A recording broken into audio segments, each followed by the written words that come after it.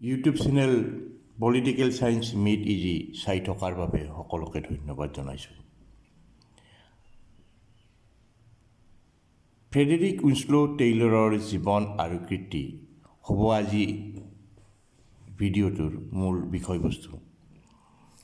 আমি জানো যে ফ্ৰেডেৰিক উইনস্লো টেইলৰ বা FW টেইলৰ আছিল চাইণ্টিফিক মেনেজমেণ্ট থিয়ৰী, বৈজ্ঞানিক পৰিচালনা তত্ত্বৰ মূল হোতা।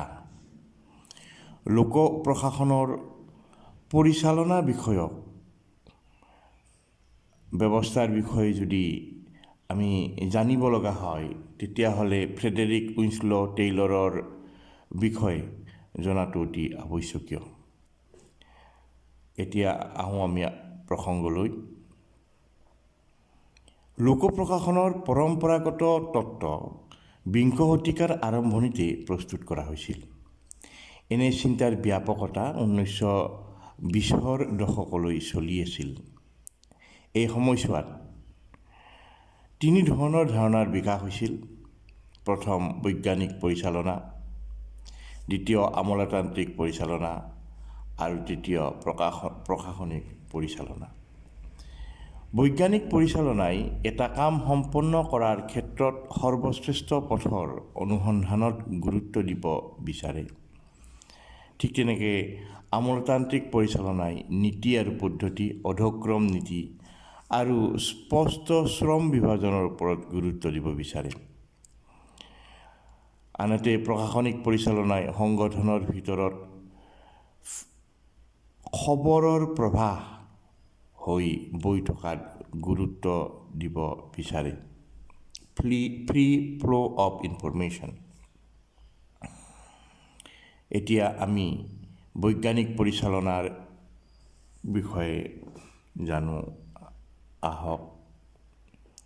লুই ব্ৰেণ্ডাইজ আছিল প্ৰথমগৰাকী ব্যক্তি যিজনাই বৈজ্ঞানিক পৰিচালনা 1910 চনত ধাৰণাটো পোনপ্ৰথমবাৰৰ বাবে ব্যৱহাৰ কৰে। Charles Babbage, Henry Arton, Henry Metcalfe, Frederick Halsey আদি পণ্ডিত সকলেও কিছু পৰিমাণে বৈজ্ঞানিক পৰিচালনামূলক ধাৰণাৰ ব্যৱহাৰ কৰিছিল। অসমৰ এজন প্ৰখ্যাত ৰাজনীতি বিজ্ঞান বিভাগৰ পণ্ডিত দুৰ্গাকান্ত শৰ্মা তেওঁ লোক প্ৰশাসন গ্ৰন্থত লিখিছে যে বিংশ শতিকাৰ আৰম্ভণিত কাৰখানাসমূহত উপযুক্ত ধৰণৰ সা সঁজুলি ব্যৱহাৰ কৰা হোৱা নাছিল আৰু সেইবোৰত কাম কৰাৰ কোনো সুখদায়ক বাতাৱৰণ পোৱা নগৈছিল। কাম কৰাৰ পদ্ধতিৰ অভাৱে কৰ্মীসকলৰ বাবে কাৰখানাবোৰ অসহনীয় কৰি তুলিছিল। কৰ্মীসকলে নিজৰ ইচ্ছা অনুসৰি কামৰ পদ্ধতি গ্ৰহণ কৰিছিল আৰু নিজৰ হাতিয়াৰ নিজৰ সৈতে লৈ গৈ কাৰখানাত প্ৰৱেশ কৰিব লাগিছিল। কাৰখানাৰ পৰিচালক নাইবা গৰাকীয়ে কি ধৰণৰ হাতিয়াৰ লৈ কোনে কাম কৰে সেই বিষয়ে কোনো চকু ৰখাৰো আৱশ্যকতা অনুভৱ কৰা নাছিল। তেনে পৰিস্থিতিত কাৰখানাবোৰৰ কাৰ্যদক্ষতা অতিশয় নিম্ন পৰ্যায়ৰ হৈ পৰিছিল। শিল্পৰ ক্ষেত্ৰত চলি থকা তেনে দুখ লগা সময়ছোৱাতে উদ্ভাৱিত হৈছিল বৈজ্ঞানিক ব্যৱস্থাপনাৰ দৰ্শন। টেইলৰৰ মতে ব্যৱস্থাপনা এবিধ সঁচা অৰ্থত বিজ্ঞান। ই কেতবোৰ নিৰূপিত নীতি নিয়মৰ ওপৰত প্ৰতিষ্ঠিত। সেইবাবে চৰকাৰকো অন্তৰ্ভুক্ত কৰি সকলো ধৰণৰ মানৱীয় সংগঠনৰ ক্ষেত্ৰত ব্যৱহাৰ কৰিব পৰা যায়। টেইলৰৰ ভাষাত আমাৰ গৃহস্থালী পৰিচালনাৰ ক্ষেত্ৰত, আমাৰ কৃষিক্ষেত্ৰ পৰিচালনাৰ ক্ষেত্ৰত, আমাৰ ব্যৱসায়ীসকলৰ সৰু বৰ ব্যৱসায়ৰ পৰিচালনাৰ ক্ষেত্ৰত, আমাৰ ধৰ্মানুষ্ঠানৰ ক্ষেত্ৰত, আমাৰ বিশ্ব হিতকাৰী অনুষ্ঠানৰ ক্ষেত্ৰত, আমাৰ বিশ্ববিদ্যালয় আৰু আমাৰ চৰকাৰী বিভাগবোৰৰ পৰিচালনাৰ ক্ষেত্ৰত, অৰ্থাৎ সকলো সামাজিক কামৰ বাবে একেটা নীতিকে সমান শক্তিৰে ব্যৱহাৰ কৰিব পাৰি। এইটো আছিল FW টেইলৰৰ বৈজ্ঞানিক পৰিচালনাৰ ক্ষেত্ৰত মূল কথা। কিয় বৈজ্ঞানিক পৰিচালনা ব্যৱস্থা পৰিৱৰ্তন আৱশ্যকীয় হৈছিল আৰু ক'ত আৰু কেনেধৰণে বৈজ্ঞানিক পৰিচালনা ব্যৱস্থা কৰিব লাগে সেই প্ৰসংগত।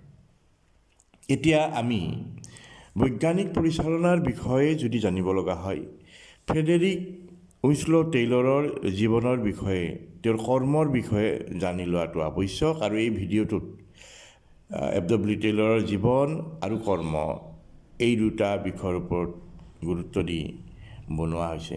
ছাত্ৰ ছাত্ৰীসকল ইয়াৰ পিছৰ পৰ্যায়ত আমি ফ্ৰেডেৰিক উইনস্ল' টেইলৰৰ বৈজ্ঞানিক পৰিচালনাৰ প্ৰসংগত আমি ভিডিঅ'টো বনাম।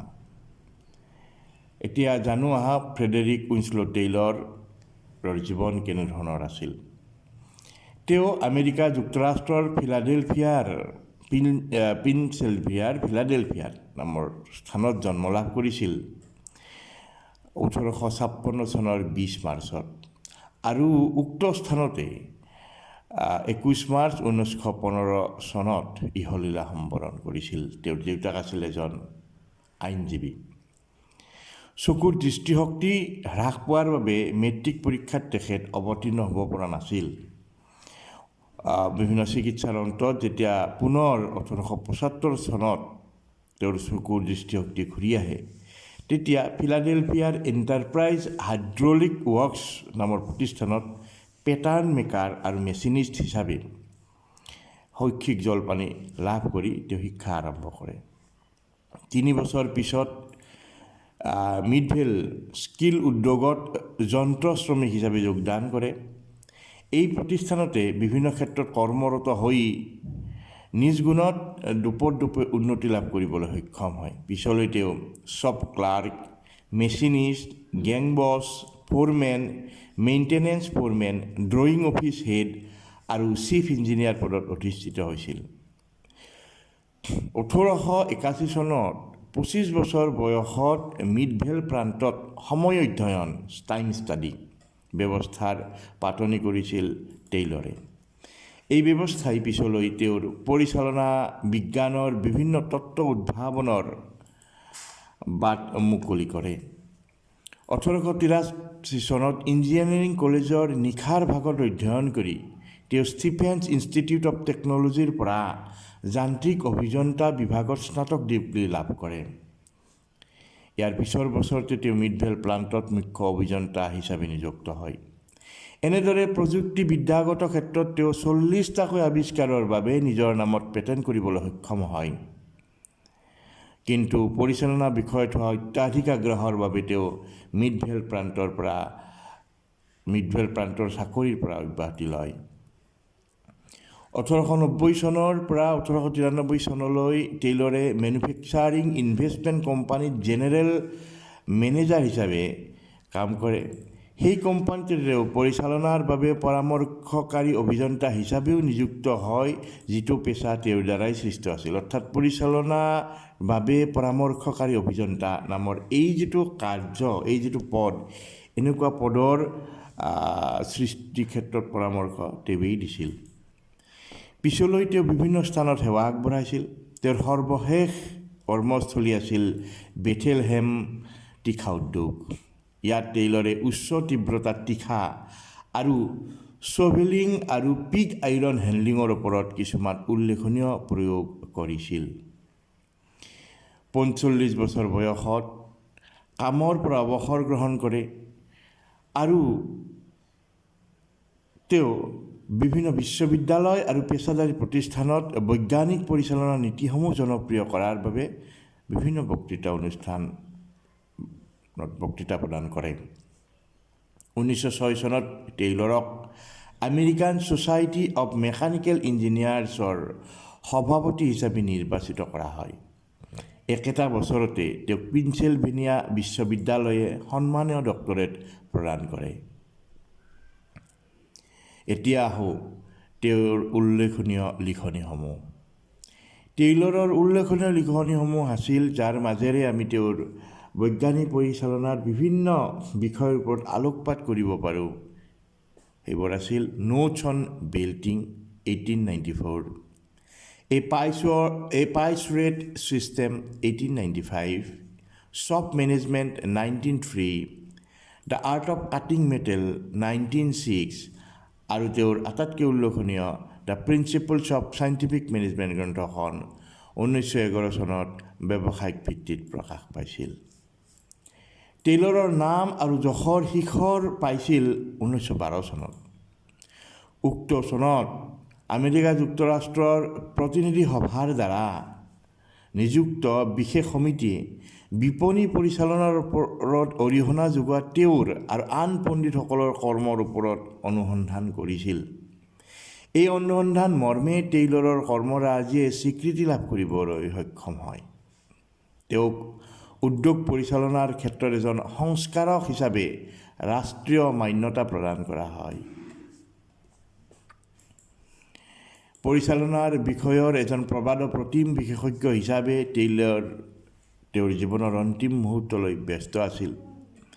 টেইলৰৰ এই অকৃত্ৰিম যোগদানৰ বাবে লোক প্ৰশাসনৰ বৈজ্ঞানিক পৰিচালনাৰ ক্ষেত্ৰত টেইলৰক পিতৃপুৰুষ হিচাপে চিৰযুগমীয়া স্বীকৃতি প্ৰদান কৰা হয় বা তেওঁক বৈজ্ঞানিক পৰিচালনাৰ পিতৃপুৰুষ হিচাপে জনা যায়।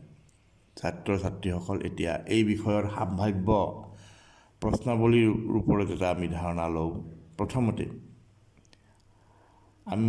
প্ৰথমতে আমি চাব পাৰোঁ কেনে কেনে বিষয়ত অতি চমু প্ৰশ্ন হ'ব পাৰে, যিবোৰ 1 বা 2 নম্বৰৰ হ'ব।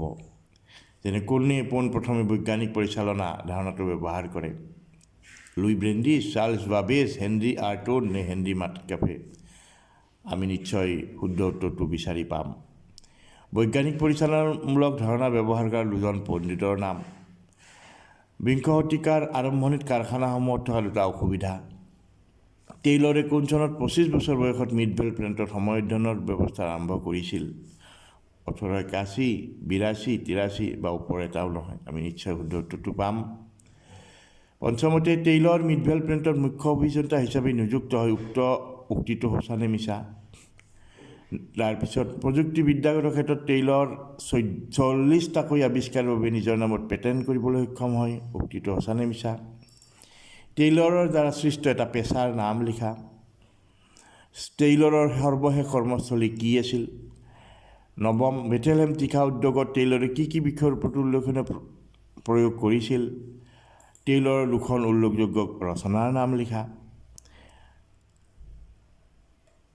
11 নম্বৰ বৈজ্ঞানিক পৰিচালনাৰ ক্ষেত্ৰত টেইলৰৰ আটাইতকৈ উল্লেখনীয় ৰচনা কি আছিল? পৰীক্ষাৰ বাবে অতি আৱশ্যকীয় প্ৰশ্ন এইটো।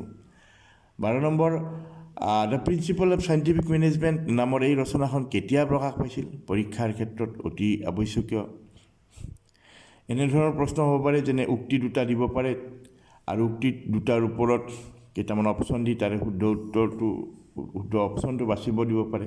উদাহৰণস্বৰূপে উক্তি 1, 1906 চনত টেইলৰক আমেৰিকান ছ'চাইটি অফ মেকানিকেল ইঞ্জিনিয়াৰ্ছৰ সভাপতি হিচাপে নিৰ্বাচিত কৰিছিল। উক্তি 2, সেই একে বছৰতে তেওঁক পেনচিলভেনিয়া বিশ্ববিদ্যালয়ে সন্মানীয় ডক্টৰেট প্ৰদান কৰিছিল। এই 2টা উক্তিৰ ক'ত অপশ্যনটো হ'ব পাৰে? প্ৰথম উক্তিটো সঁচা, হয় এইটো সঁচা। দ্বিতীয় উক্তিটো সঁচা, খত কৈছে এইটোও সঁচা। গতিকে যিহেতু 2টা সঁচা, গতিকে আমি তৃতীয় অপশ্যনটো বাছি ল'ম যে 2টা উক্তি সঁচা। 14 নম্বৰ কোনখন বিশ্ববিদ্যালয়ে টেইলৰক সন্মানীয় ডক্টৰেট প্ৰদান কৰিছিল? 15 নম্বৰত টেইলৰক কিয় বৈজ্ঞানিক পৰিচালনাৰ পিতৃপুৰুষ হিচাপে জনা যায়? গতিকে ছাত্ৰ ছাত্ৰীসকল এনেদৰে F.W. টেইলৰ বা ফ্ৰেডেৰিক ৱেছল' টেইলৰে তেওঁৰ জীৱনত লোক প্ৰশাসনৰ বৈজ্ঞানিক পৰিচালনাৰ ওপৰত বিভিন্ন অৰিহণা আগবঢ়াইছিল আৰু তেওঁৰ জীৱন আৰু তেওঁৰ কৰ্মৰ ওপৰত এইকাৰণে জনাটো আৱশ্যকীয় যে আৰু এই জনাৰ পিছত আমি বৈজ্ঞানিক পৰিচালনা তত্ত্বৰ ওপৰত কিছু জ্ঞান লাভ কৰিবলৈ সহজ হ'ব। ইয়াৰ পিছৰ পৰ্যায়ত আমি বৈজ্ঞানিক পৰিচালনাৰ মূল তত্ত্বটোৰ ওপৰত নিশ্চয় আলোচনা আগবঢ়াম। ধন্যবাদ।